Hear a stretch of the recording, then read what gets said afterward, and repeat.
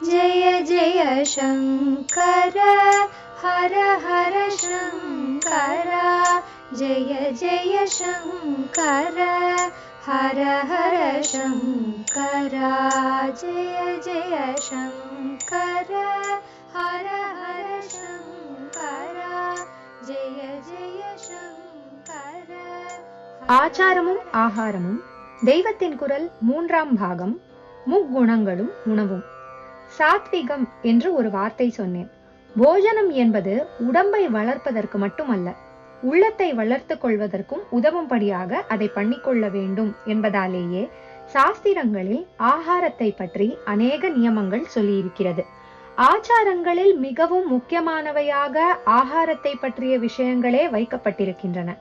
இதிலே சாரமான தாத்பரியம் சத்வகுணத்தை விருத்தி செய்யும்படியாக ஆகாரம் இருக்க வேண்டும் என்பதுதான். கோபதாபம் இல்லாமல், காம மோகங்கள் இல்லாமல், பதட்டப்படாமல், அதற்காக ஒரேடியாக மந்தமாகி சோம்பியும் வழியாமல் சாந்தமாகவும் பிரியமாகவும் இருந்து கொண்டே நல்ல சிந்தனா சக்தியுடனும் கிரியாசக்தியுடனும் இருப்பதுதான் சத்வகுணம். சாத்விகம் என்பது ஒரே பதட்டம், காமக்ரோதாதி உணர்ச்சி வசப்படுவது, இவையெல்லாம் ரஜஸ், ரஜோகுணம் அல்லது ராஜசகுணம் என்பது. ஒரே சோம்பல் தாமசகுணம். இப்படி 3 குணங்கள். உணர்ச்சி மயமாக, ஓவர் இமோஷனலாக, தடாபுடா என்று தாறுமாறாக காரியம் பண்ணுவது ரஜஸ்.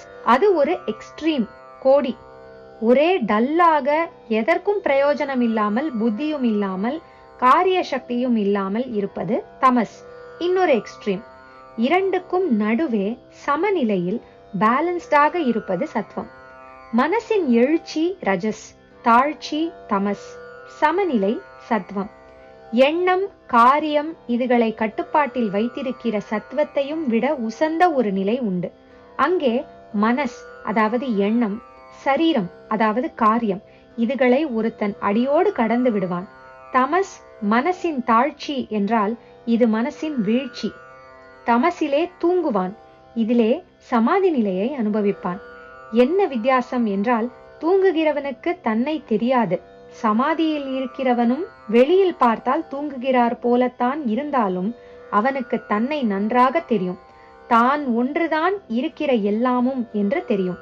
இப்படி இருக்கிறவன் நாமெல்லாம் சின்னதாக நான் நான் என்று எதையோ சொல்லிக்கொண்டு அதற்காக இத்தனை ஹிம்சையும் பட்டு கொண்டிருக்கிறோமே, அந்த நானை பற்றின நினைப்போ அறிப்போ கொஞ்சம் கூட இல்லாமல் ஈஸ்வரன் கை கருவியாக லோக கல்யாணத்துக்காக ரஜோகுணக்காரனை விட நிறைய சிந்தித்து நிறைய காரியமும் பண்ணுவான்.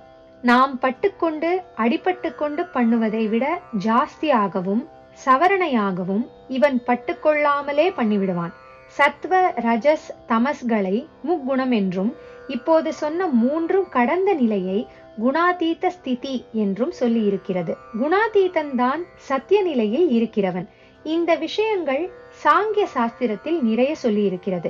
கீதையில் பகவானும் திரிகுணங்களை பற்றி விஸ்தாரமாக சொல்லி அர்ஜுனனிடம் நிஸ்திரைகுண்யோ பவ, 3 குணங்களும் இல்லாதவனாக அவற்றுக்கும் மேலே போ என்கிறார்.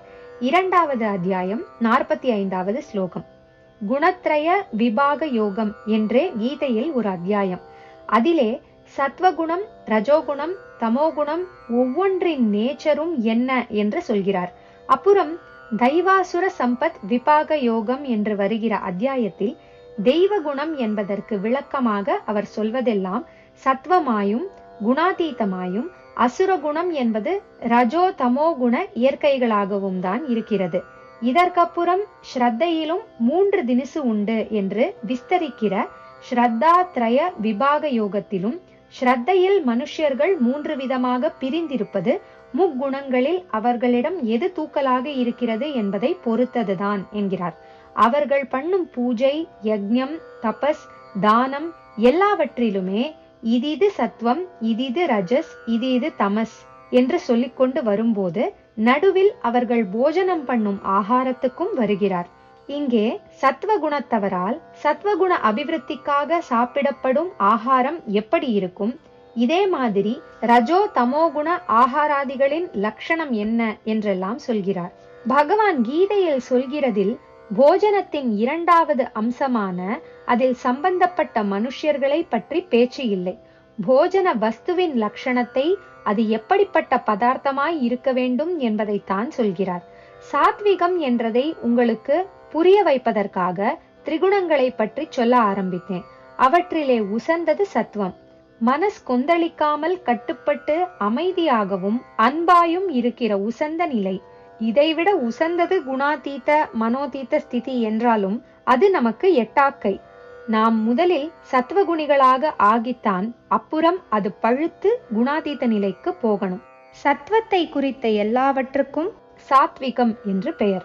சுத்த ஆகாரம் என்று பல தடவை சொன்னேனே, அது ஹைஜீன் படி சுகாதாரமாக பண்ணி கிளீனான கப் சாசரில் பரிமாறுவது மட்டும் இல்லை.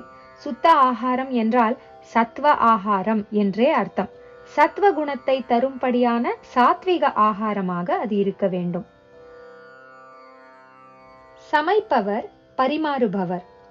சமைக்கிறவர், பரிமாறுகிறவர் ஆகியவர்களுடைய சுத்தமான பிரேமையால் ஆகாரம் சாத்விகமாகிறது.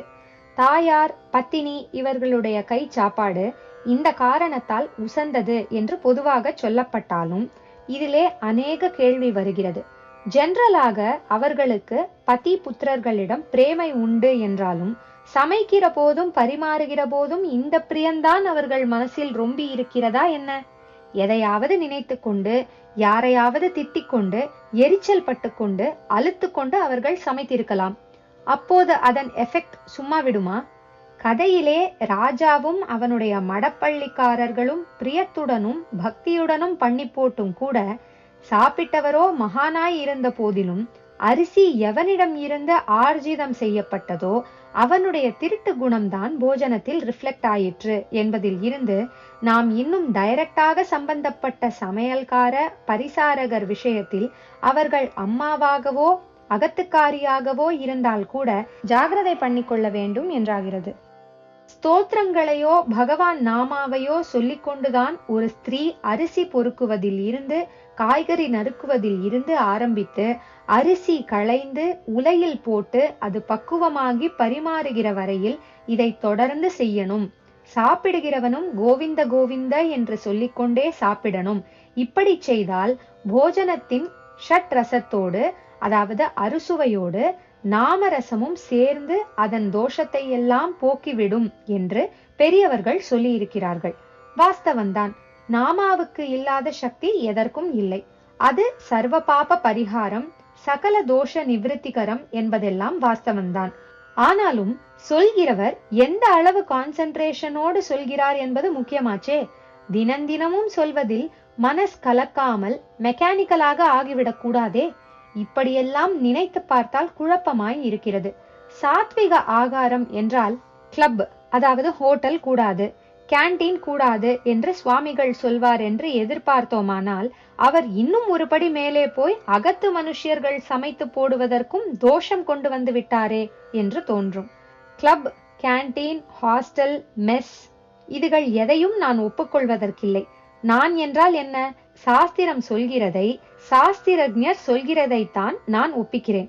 சாஸ்திரம் ஒப்புக்கொள்கிறதை நான் ஒப்பிக்கிறேன். கிளப்பிலும் ஹாஸ்டலிலும் ஹைஜீன் சுத்தமே இருக்குமா என்பது சந்தேகம்தான். வெளியிலே எல்லாம் நீட்டாக இருந்தாலும் உள்ளே எத்தனை அசுத்தமாய் இருக்குமோ. இதிலே சுத்தமாய் இருக்கிறதென்றே வைத்துக் கொண்டாலும் ஆச்சார சுத்தி பண்ணுகிறவர்களின் மனஸ் சுத்தி என்பது இங்கெல்லாம் கொஞ்சம் கூட இருக்காது.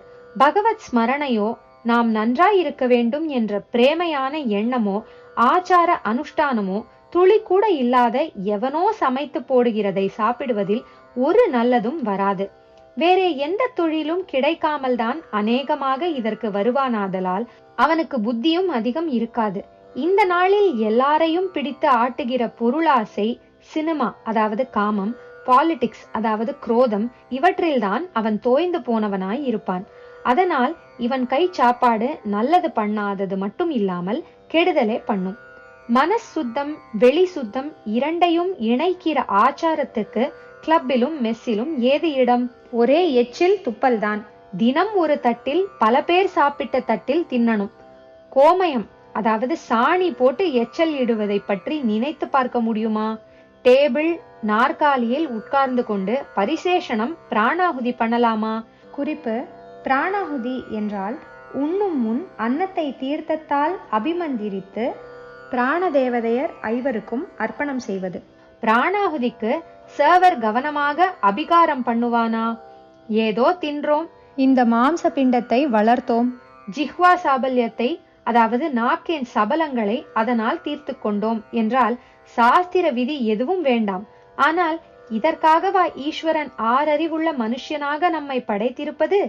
இப்படித்தான் என்றால் மிருக சிருஷ்டியோடேயே நிறுத்தி கொண்டிருக்கலாமே. ஜெய ஜெயசங்கர, ஹரஹர சங்கர, மகாபெரியவா சரணம். जय जय शंकर हर हर शंकर, जय जय शंकर हर हर शंकर, जय जय शंकर हर हर